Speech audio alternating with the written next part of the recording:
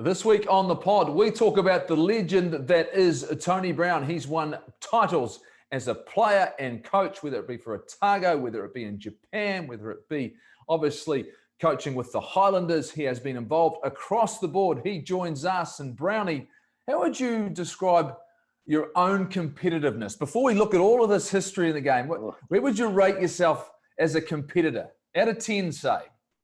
Oh, 10. 10? 10 plus?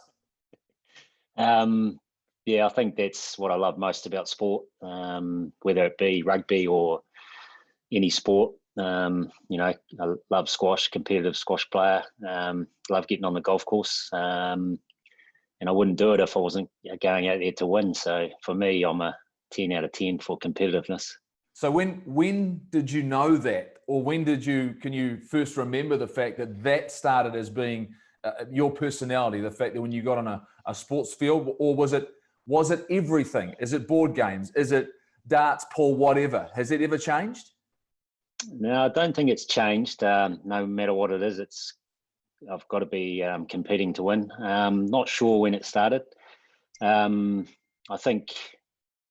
suppose with what happened with my hand when I was a young kid, I had like 7 operations between when I was 2 and 7. So I was a late starter and couldn't really compete at much when I was a kid. So when I came out of those operations, I was into it and tried to play every sport possible and was always trying to prove myself, I suppose, and with a little bit of a deficiency with the claw. So show us the claw. There it is. There it is. Run us through exactly what you had to have done between the ages of 2 and 7. Yeah, I had obviously damaged the 3 tendons in my hand here, so had to have them replaced. So they took 1 out of each leg and 1 out of my right foot. And over the sort of 5 years, a hand surgeon attempted to try and get full range of movement and feeling back into that hand. Wasn't able to get full range, but was able to do a good enough job to allow me to compete. It was your nan though, right? It was your nan that did that. The fact that when you first went to the hospital, they were talking about taking all of the fingers off. Yeah, so initial diagnosis was we're going to have to amputate the hand, and she refused that diagnosis and drove me from Balclutha through to Dunedin. And back in those days, it's a pretty long haul for an older lady. So she got me through there, and luckily enough, there was a hand surgeon there at the time, said that they potentially can save the hand. And yeah, 5 years later, I was able to have function of the hand. You start playing Otago country, you start competing, obviously having success, and then decision last year of school, you go to Dunedin, go to King's College. The motivation behind that, and was it just getting into the big wide world and getting into the big city? The mighty King's High. Oh, sorry, mighty Kings. Sorry. Don't want to get it confused with the Auckland school. Oh, sorry. I apologise. So run us through again. So going to the big smoke. Yeah, I don't know if there was another family from Kaitangata, the Finch family. Chris played cricket for Otago, and they were pretty good sports people as well, and they were at Otago Boys at the time. So just getting out of Kaitangata was a good option for me, and luckily enough, I got asked to go through and play a bit of cricket actually for King's High, and I was a bit nervous at the start, but haven't looked back, and it was obviously a great decision for myself. So when you're coming to Dunedin, are you thinking cricket or rugby? I mean, I was very much in a similar boat. I left in Otago. I come to the big city trying to chance my arm and see what's going to happen. Did you have any visions about where things could go? No, not really. I think I went through as a cricket player. Wasn't really recognised as a rugby player back in those days because I didn't play for a school. I played for my local club, and and if you're in the country, you always sort of don't get as many opportunities. So I went through and played cricket, and sort of made a couple of rep teams for cricket, and then rugby season started playing rugby, and then got recognised in that sport as well, which was was good, and then that developed a bit faster than my cricket. I started to break down on the cricket field. The old back wasn't too good after Well, 20 overs. You're 5'8". You're 5'8", trying to storm in and bounce people out, Brownie. I mean, this. Run up no shorter than 30 meters. Steaming in. So Lynn, when did the rugby door open for you? Who opened that door? I suppose we just played school rugby and and made a Otago under 18s with Hard Yards Young as our coach, and we went to the South Island tournament, and we won that tournament. Scored a try and got a drop goal and double extra time to win. So, rugby started to become a real option for me, and then obviously Goldie Hunter gave me an opportunity to come and train with Otago first year out of school, and I loved that and loved the environment, and then luckily enough the next year got an opportunity to play, and the rest is history, I suppose. Look, I remember coming into the environment because the fact, like you say, you're a competitor. The fact that you didn't take a step backwards to anyone, regardless of who they were. But along the way, and I was very much the same when I arrived in Dunedin. There was something very special about when you get first involved with that Otago team. What was it for you? What can you remember about those early days with Goldie and with that team? Yeah, I think obviously for myself, and probably no different for you, is the aura around the team when you're a young kid was huge. And I always remember my first time in the changing room where you get invited to training and you walk through the door and everyone sort of turns and stares at you and you don't know where to sit. So you just grab the first seat closest to the door and sit down and don't say anything. And you sort of wait for someone to come up and say hello. And then when you obviously get out onto the training field, back in those days, there's a lot more intensity around the language and how the players trained. So you just wanted to, try and put your best foot forward, I suppose, and train as hard as you could and not let anyone down. The 90s, look, for me, it was the most memorable time to play the game. Obviously, I've got an opportunity to be in the All Blacks, and you were the same in the late 90s. But tell me, when the rugby turned professional, and then all of a sudden there was a core group of guys there that we had, through from 96 right through into sort of 2000, early 2000s. You look at that era that we ran through, win a title with Otago in 1998, 1999, of course, the party at Tony Brown's we'll talk about as well. But you think about the NPC environment and what that time and what was that? Is that one of the fondest eras you look back at? Yeah, I think so. I think when I first started in '95, we played pretty good rugby and we had some pretty awesome rugby players, but we always potentially punched above our weight, and that was just the way we played, and that's the way that Goldie inspired us to play. We didn't have the greatest forward pack, but they were able to compete, and we played a style of game that tried to, I guess, move away from the forward dominant Auckland teams to try and compete against them. So that was the start. And then as we gradually got into professional rugby, we got a few more players like Carl Hoft and Case Muse. Anton Oliver started to become a senior player at the time. And, we were getting guys like Simon Mailing and John Blakey and lock. So we were starting to develop a pretty potent forward pack, and our game sort of changed a bit where we could play a number of different styles, and it was pretty fun to be a part of. And if you look at that 98 season, where it just seemed as though we knew we were going to win every time we ran onto the field, and we were winning by 50 and 60 points leading into the semi-finals, and we won the semi by, can't remember what it was quite over 50 anyway, and then and obviously cleaned up Waikato in the final quite comfortably. So that season there was something that I've never been part of before or since, around just being so dominant that you just knew you're always going to win. So that was always good fun, because being competitive, you always want to win. So yeah, absolutely. That was a special group. I think I look back at that era and I look at the way, but it wasn't just necessarily on the field in terms of performance, but off the field, there are a number of us involved in the All Black environment. But, like you say, the Highlanders were starting to improve. And then, Tony Gilbert had sort of carried on that legacy that Goldie had started, but he was very, very different. I mean, Tony Gilbert to me was, the elder statesman of the game. The fact that, why was he able to get that little bit more, you think, out of that group and create the right environment? I think Tony Gilbert's point of difference was he created confidence in yourself. So, and he handed over the game to, the senior players and the guys who were making the decisions on the field, and gave you the confidence that it was going to work if you got it right. And we knew how to play the game, and we had a good enough team to win championships. I think he just allowed us the confidence to go out and play and enjoy it.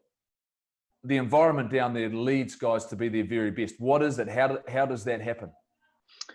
Yeah, I've always, since I've sort of been in the coaching team, I've always thought that our environment's always been our point of difference.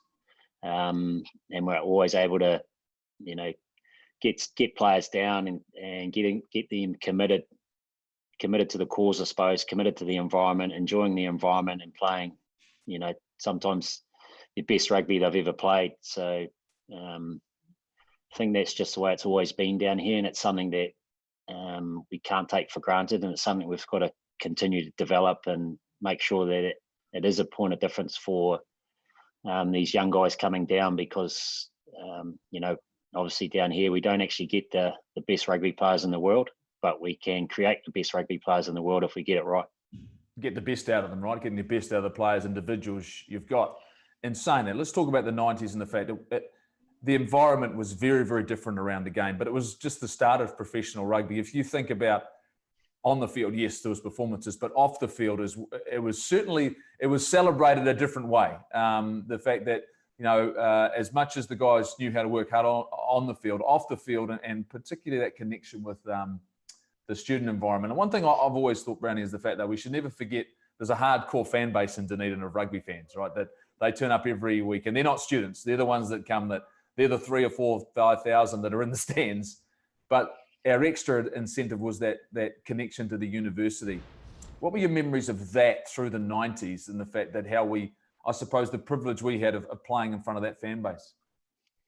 Yeah, that's right. And, obviously the terraces at the time was full of students, but like you say, there was a huge amount of support from, local people, and even people from, South Otago, Central Otago, drive, 3 hours to the game, to support you, and because they loved Otago rugby and they loved the Highlanders at the time. So, that's just what they do down here. They come from everywhere, and the students get on board, and the mix of, the diehards and the students want to have a good time creates a great atmosphere, and it's something that we love playing in front of. But then it was something that we loved, getting amongst post game and down in the student area where, you can enjoy, a good win with the students down at the Guardies. And it was just always, play for the fans and play some entertaining rugby, and then go and enjoy it with the fans as well. And find our future wives. That's right. That's pretty much what we did, right? I mean, there were so many of us. I think about that group. I think about the group of people that played together, and how many of them through that period, particularly in the late 90s, found the people that, going to spend the rest of their lives with, or have families with, and I think to me that's added to that, how special that group was as well. The fact that there were so many other connections that were made, and have kept, I suppose, the group of people connected. Yeah, that's right. They're all still here. So we're all still hanging tough. Yeah, we've all still got our wives, so that's a positive. Must have been a pretty good time. No, I think, what you create with a rugby team around your environment and your culture and your friendships, if it's really genuine and it actually means something, then, that continues for the rest of your life, really. then you get an opportunity like I did early on in my career, but you did as well in terms of playing for the All Blacks. And, you know, in any other era, you'd probably would have played a hell of a lot more test matches. That's the reality. But unfortunately, you're competing against an Andrew Mertens and a Carlos Spencer, and you're fighting like so many other players have to do to get opportunities in the black jersey. What do you think? What was your mindset? Yes, you're a competitor. When you look at it and go, you know what? Was it a motivation? Did they set the standard for you? Or was it the fact that you just wanted to show people what you were capable of and the way that you played the game? Yeah, I think it was more that. Goldie, was the way that I play the game. Like I knew I wasn't as good as Carlos around, his running game and his X factor that he had on the rugby field. There's no way I could do that. And I knew that Andrew Mertens was the best first five in the world at the time, and there's no way I could control a game like Andrew Mertens. But I think for me, it was around trying to sort of implement my style of game, and it was different to anyone else in New Zealand at the time around how first fives played. I used to love the way that Henry Honeyball played the game of rugby, so probably I looked at his game and tried to bring a little bit of that into my game. Obviously tackling was something that I enjoyed, and Henry Honeyball was the best going around. I flattened up a lot more than Carlos and Mertz because they wanted more time. I wanted the contact and wanted the collision and wanted to be able to create space by being flatter. And I think that worked, especially when you've got a pretty dominant forward pack like we had with the Highlanders. So, and we had some really talented backs that if we could, stay flat on the inside and give the guys on the outside the space, then that was how we played. And that's, that was my style of game, and it was different. So that's potentially what got me a little bit of an opportunity. Oh, mate, and every time you got the opportunity in the All Black jersey, you never let it down. And of course, your goal kicking was a great strength of yours. And thankfully, you arrived, because I got to stop goal kicking because that was a liability for any side. The fact that my confidence went down. Luckily, yours went up, and you just kept nailing it. Interesting, you talk about Henry Honeyball, the fact that he's probably about 6'3", 6'4", 100 kgs. You're trying to do it at under 6 foot.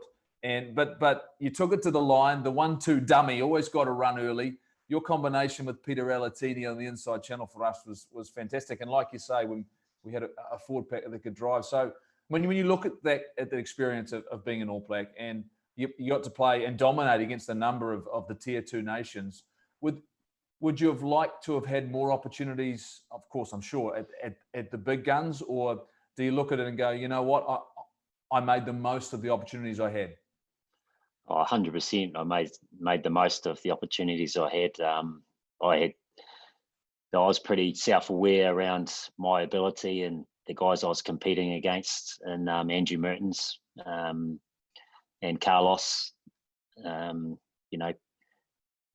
think I got selected ahead of Mertz for 3 tests, and my third one was my last one I played. So, you got to be careful what you wish for. Yeah. I think I played France and Wellington. We won that game, and then we went over to South Africa. Started against the Springboks down in Cape Town, and we won that game. I think I got Player of the Day that day. And then we came to Dunedin to play the Wallabies 2 weeks later, and we lost that game, and wasn't one of my best games. And yeah, obviously Mertz got the next selection, and the rest is history. Had a back operation at the end of that season, and then went over to Japan. Not that you wouldn't be back, because you ended up being a gun for hire, let's be honest. I mean, you were filling voids around the world, but it was at Sanyo, right? You go to Japan.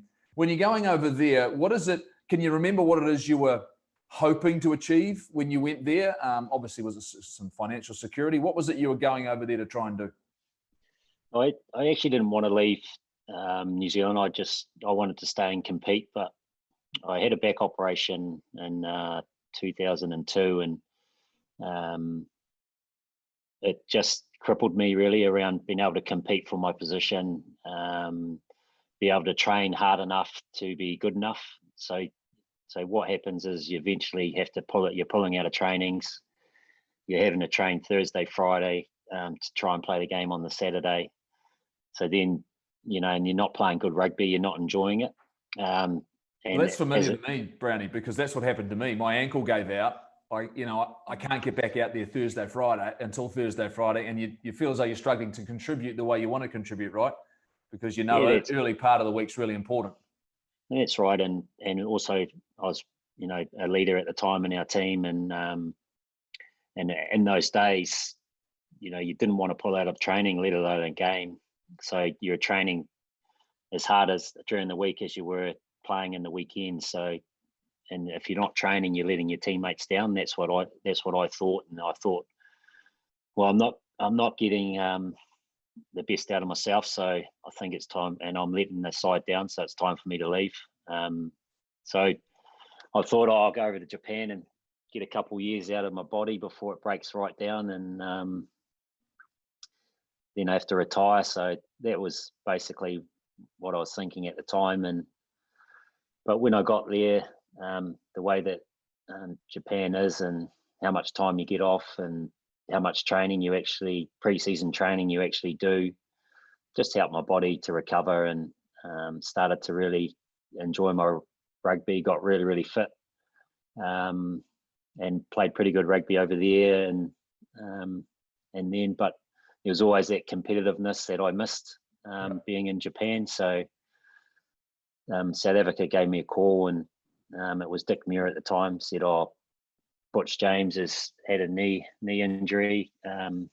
Would you be available to come over and play the Super Rugby for us?" And I think it was Greg Cooper at the time. I rang Coops and said, "Well, I'm going to come and play Super. I've been asked by the Sharks, but my heart's at Highlanders, and if you want me, I'll make myself available." But at that time, no one was really doing that in New Zealand. New Zealand Rugby Union obviously shut that down, and so I went over to South Africa and absolutely loved it.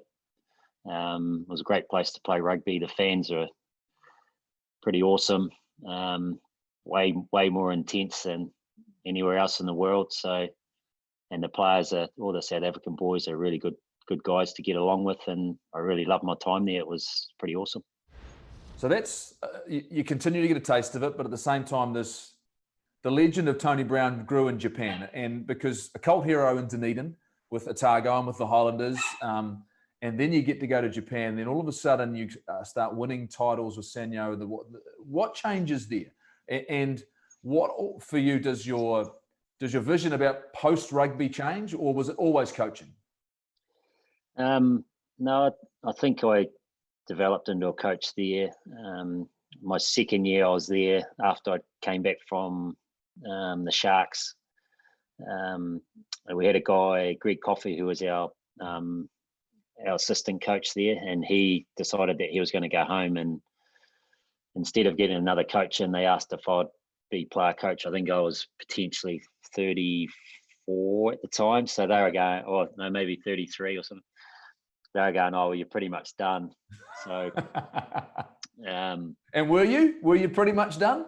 I was just still in my prime. I was just starting to understand how the game was played. So no, so I took over the coaching role and was a player coach. He ended up being player coach for, I think it was 6 years in the end. So and I really selected every week, right? That's right. I ended up being captain too. Outstanding. No, only for a couple of games, but yeah, first picked. And I loved that role because it actually helped the way I played the game as well. Because obviously, as a coach, what you say you've got to be able to do on the rugby field as well. So we were trying to build a culture, build an environment with a lot of young guys at the time that was going to be successful, and and everything I said I had to do, and I loved pushing these young guys at training and things like that, and we actually developed a pretty good environment there that lasted, and probably still going now with Panasonic. They love to train in Japan, don't they? They love it. Yeah, they do love it, and they love the All Blacks. especially around that time, in the sort of mid 2000s. They idolised the All Blacks, and anything they always want to be better. The Japanese, they always want to put time in. Like you say, they'll spend hours and hours on the field. So they're always asking for help, and I think as a foreigner going over there, that's your main job. Your main job's not to go and play the game. Your main job's to go and help the Japanese become better rugby players. And I enjoyed doing that, and started to develop my coaching skills. We, around the style of game we tried to play. Just started to get more knowledge around the game, how it was played, and how we can win. You're certainly committed to the cause. In 2008, I remember getting a phone call and somebody letting me know that you'd taken a heavy shot. Is that right? And in a game, and you'd ruptured your pancreas, right? And ended up in hospital. So run me through when that happened in the season, how it happened, and what was the prognosis around that at the time? It was actually a good mate of mine. Levelled me, a guy Luke Thompson, who obviously played for Japan and played with me at Sanyo when I first arrived. So we're great mates, and he just took me out late. I actually didn't see it coming. I was facing the other way and just levelled me. But I was pretty frustrated at the time, couldn't breathe. Wanted to get up and go and get him, but nothing in the tank. Stuck on the ground, and it was about a 20-minute mark, and I was angry, and because we were obviously winning. I think we won by over 50 points or something. But so I got up and dusted myself off, and I finished the game of rugby. But after the game, I just didn't feel right, and my body started to shut down on me. And once the adrenaline had sort of worn off, and my anger and around trying to chase him and get him back. But so then, so I started to shut down, and they obviously had to call an ambulance and got rushed to hospital. Where were you? When it's shutting down, where were you? I was out in the country at Sanyo. It was in a place called Otago, where Sanyo was based. Yeah. And went to a little country hospital, which probably think looking back on that wasn't, it was ideal. Wasn't ideal at the time either. No. So, and so I spent a lot of time in the hospital in the waiting room and in a lot of pain, and they weren't quite sure what was going on, and they're trying to get specialists to come in. And they love a chat in Japan too, don't they? They love to get a group of people together to work out what's going on, right? Well, no one can make a decision until the boss gets there. So right. So I'm dying, and we're waiting for a guy to come in and say you're dying.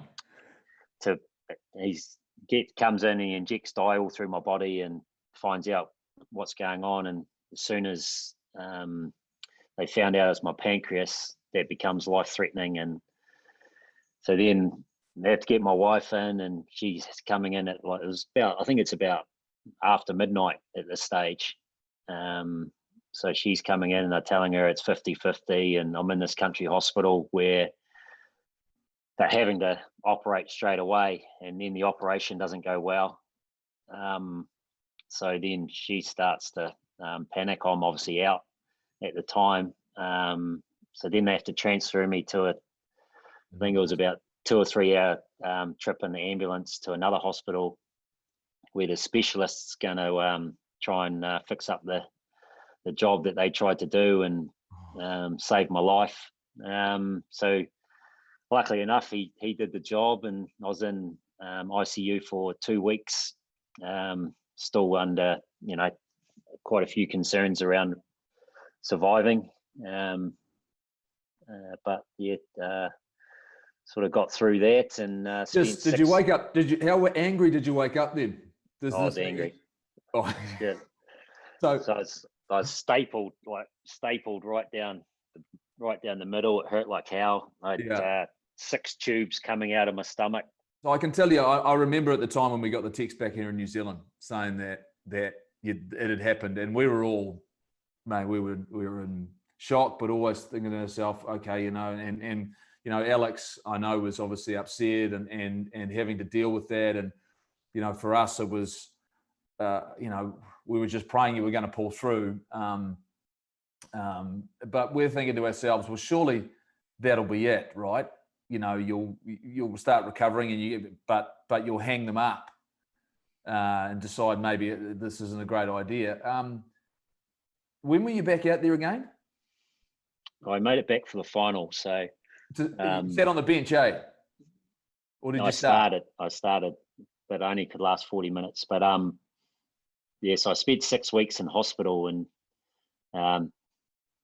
during that time I thought, I can't go out like this. So I couldn't eat any food, I couldn't get out of bed. So I was in there for 6 weeks, and I walked out of hospital at 72 kgs and thought, I just can't finish like this. So my whole goal was to get back and try and make it back for the semi and the final. And and I sent the wife home. So you went back to work. I went back to work and tried to train the house down, but I just couldn't get back to my playing weight, and couldn't get back to the same sort of fitness. But I was able to get 40 minutes of. So how much had you played before the final? Oh no, that was my first game back. So you've selected yourself and decided I'm going to start at the first 40. So regardless of, this is how you create a legend, Brownie, is the fact that you've almost died, you've made a comeback, and then decide, well, no, I'm good to go for 40 in the final. How did you? I was trying to go for at least 60. So regardless of what the score was, the result, you were just, no, I'm going to play 60. I've earned the right to play 60, or potentially push it out. Potentially push it out to 80. But so I was, we were playing Toshiba. They had like David Hill and I think Batesy was in there actually. Yeah. Batesy, and they're a good physical team. And in Japan, your foreigners have to create your physical edge. Yeah. So Hilly's obviously a big man, and Batesy's a physical rugby player. So me being the foreigner, weighing in at 78 kgs at the time. Still looking to put a shot on someone. I'm trying to take these guys on in the first half, and I play okay, and the score was pretty tight at half time, but I just couldn't continue with any ability. And we had a couple of good young Japanese guys that were going to do a bit better than me. So that's good coaching, Goldie. I pulled myself at half time. You pulled yourself, and did you go on to win? No, they beat us that year. So did that once again, because then you didn't end that way, you didn't finish that way, you still had a few years to go, like you weren't done. And so once again we're thinking to ourselves, surely now he's done, but no, he's going to carry on. And you kept playing, but you won more titles, but you returned to the Highlanders 2011. One last, I mean, was that a swan song, or were you not sure, or for you just was the SOS call come out and decide, you know what, I'll go down and help them out one more time? I got the call from Jamie I think Colin Slade might have broken his jaw. Lima might have had an injury as well. So they only had Robbie Robinson left as the first 5'8". So I got the call to fly over to Pretoria, it was, and we'd just finished the final, and we had a pretty good party, and I had to jump on the plane the next day and head over to Pretoria. And I thought, potentially I just won't be playing the first game, and if I do play, maybe they'll just put me on the bench, and I'll probably come on for 10 minutes at the end.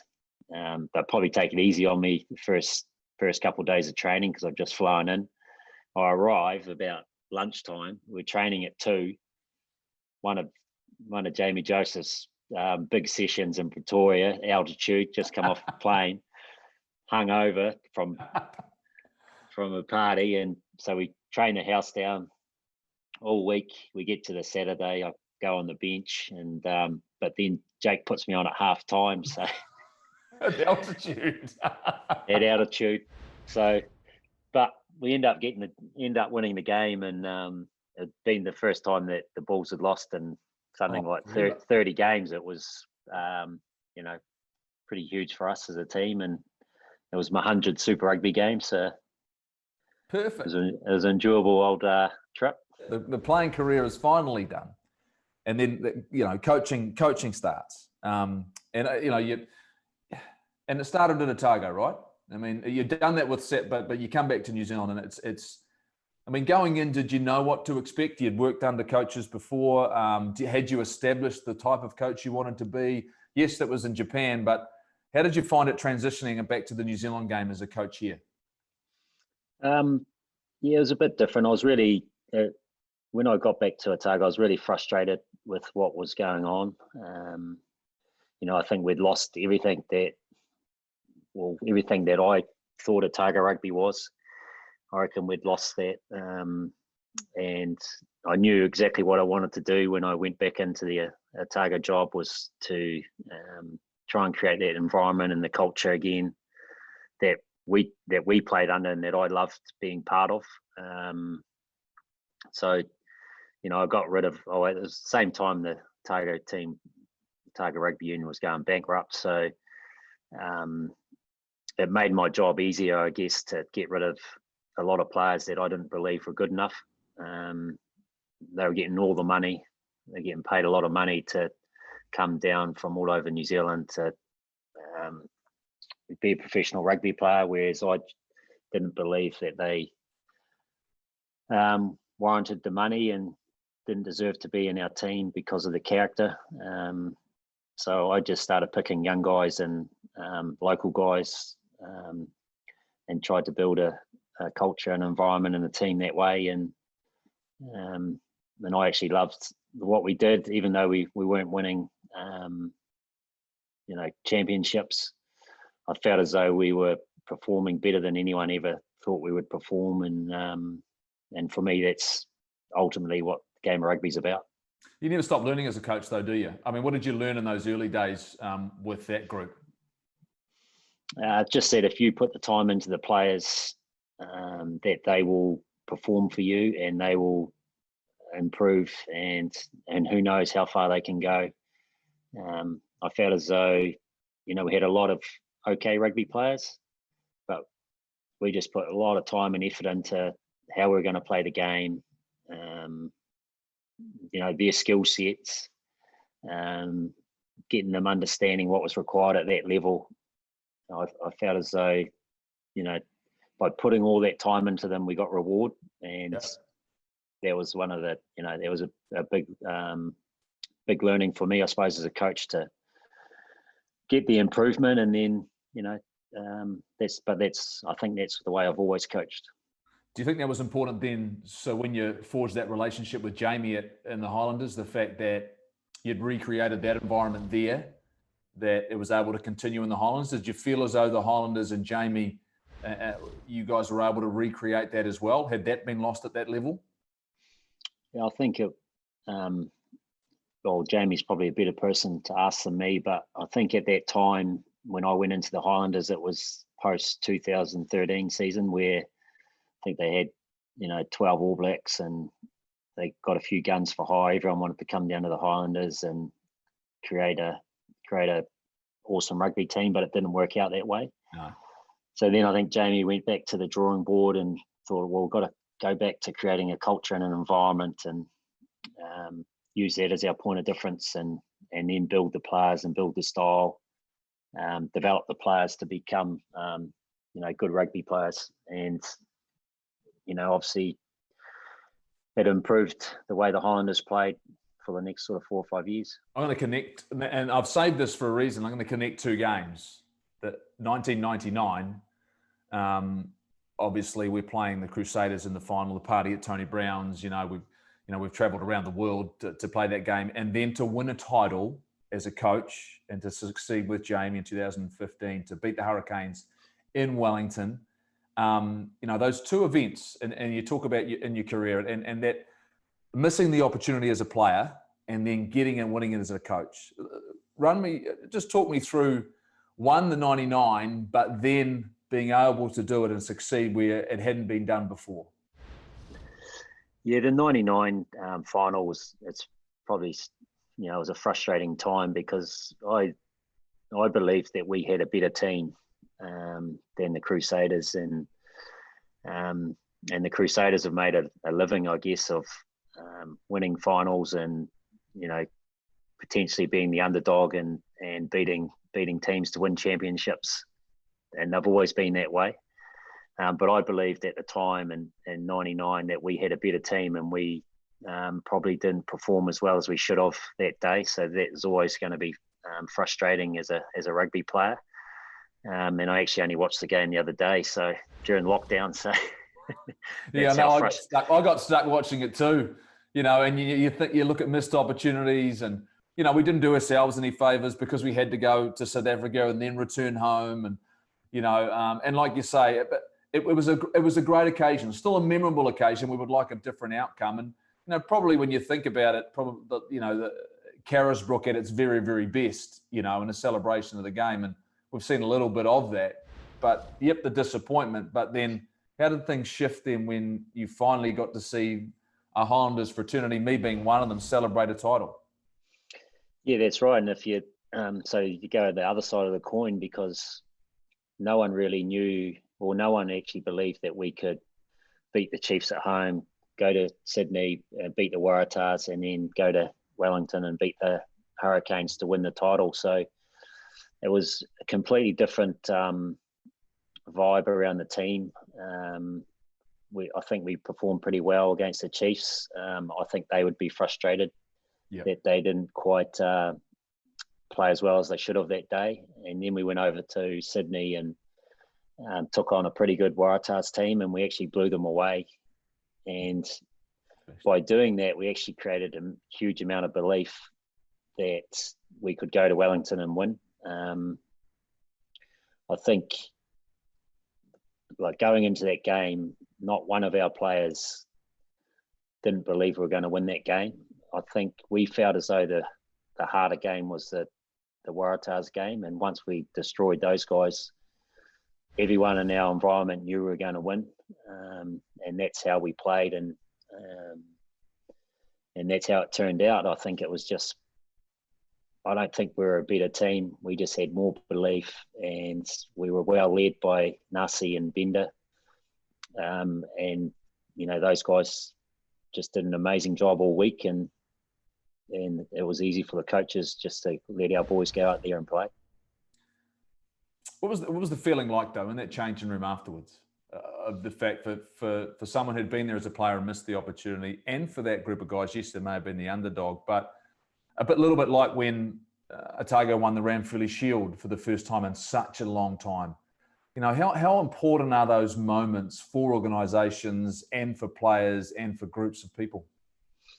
Yeah, I think if you put so much time and effort in, and and you get the success, and obviously with the Highlanders and Otago, it doesn't come around all the time, and but you work just as hard as everyone else, and you build something, and you put a lot of time into building it, and then when it comes off and you're successful, the elation and the celebration is, I think it's, obviously some of the best times you'll ever have in a rugby changing room, and best days of your life, really. Best days of your life.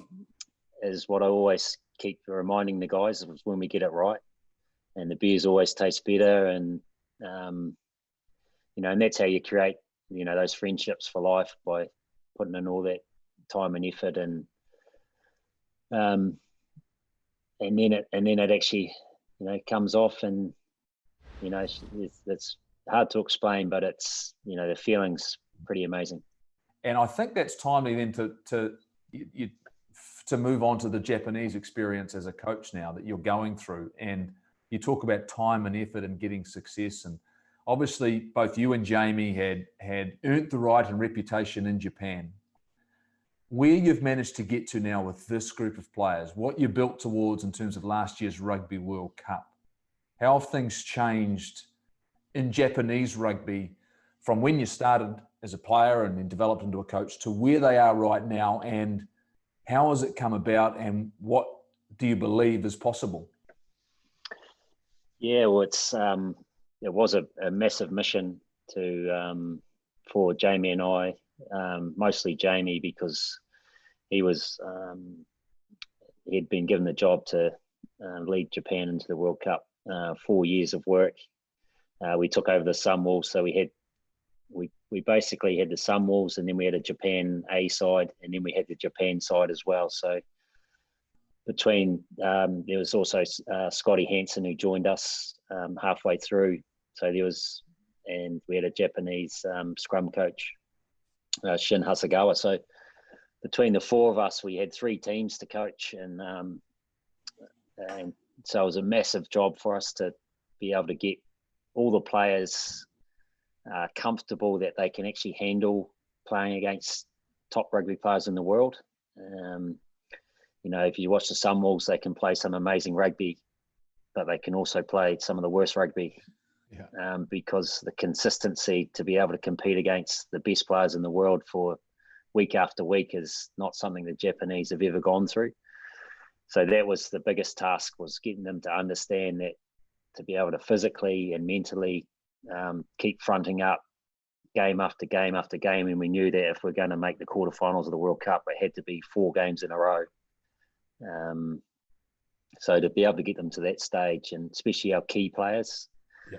We had a couple of real key rugby players that if they played well on their day, they're as good as anyone in the world, but they can be as bad as anyone in the world as well if they're not quite there. And that was Yu Tamura, who was our first 5'8", and we also had a Matsushima, who's a winger / fullback, who I believe are world-class rugby players, but a little bit of a roller coaster around their ability to be consistent. So we had to get them playing really well for us to be successful. And then Jamie had the battle of trying to get the 4-pack to be able to compete against, Ireland and Scotland and some of the best forwards in the world. So that was a massive task for him for us to be able to be competitive in that area. And then, obviously in the World Cup,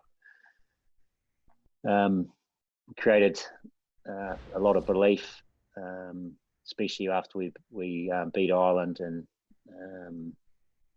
once the Japanese believe that they can win, they're a bloody tough team to knock over, and they play some pretty amazing rugby at times, and it was really enjoyable to be a part of. I mean, for you, what are the hopes of this for that country now? What do you think you deserve going forward? Because you have proven that you're good enough to make a quarterfinal. You can beat the tier 1 nations. What do you think is really important? And do you think you've created something? Because you've always said you like to have gifts to the game, create things that haven't been done before. You'd like to think Japanese rugby has gifted the game. Well, I think that, especially at the moment, that we play a style of game that is fast, skillful, and really entertaining rugby. And I think anyone who loves the game of rugby loves watching Japan play, because everything that's exciting about the game that's not the collision, Japan do. They move the ball side to side. The skill level is, I don't think it's unmatched passing skill around the world. All Blacks obviously got some quality rugby players, but the speed of the pass that the Japanese players can do is, way superior to anyone else in the world, I believe. And so it creates a little bit of a point of difference for us. And if we can play with that speed and with that skill and attack space, all the time, then you're going to have teams under pressure. And I think the game against Scotland was a massive example of what Japanese rugby can be if they're allowed to play that style of game. And that's what we're trying to do, obviously. But on the flip side, teams are trying to shut that down. So when teams can shut it down, then we're going to lose. But when they can't shut us down, I think we're going to win and beat a lot of good rugby teams. And it's going to be bloody entertaining to watch. you know, there's just something about this game, and we've sort of experienced through Super Rugby Aotearoa a resurgence. It seems to be that there's a connection to rugby again in New Zealand that maybe we haven't experienced for a while. How do you think we keep that going? And has it felt different in the last couple of months? I believe it was awesome, the competition, and there's actually been a lot of talk around, it's not sustainable, it's too hard. I don't believe it was. I think what was hard for the players was to mentally get up for, basically to take on a team that can beat you if you're not quite right. And I don't think it was physically any harder than a Super Rugby competition. I just think mentally it was hard for the players to go again and go again and go again, where they knew if they weren't right on the money with their preparation and didn't get their performance right, whether that be physically or tactically, they were going to lose. And I think that's what was hard for the players to be able to get up for that every week. But when you look at the professional game and professional rugby players, I believe that that's where we should be operating. We should have to do that every week, because if we're going to be the best rugby nation in the world, that's what it takes to win World Cups, is be able to go again and go again and go again. Whereas I believe some of the players want to rest mentally. But when you're trying to win World Cups, you obviously can't. And we obviously saw that in last year.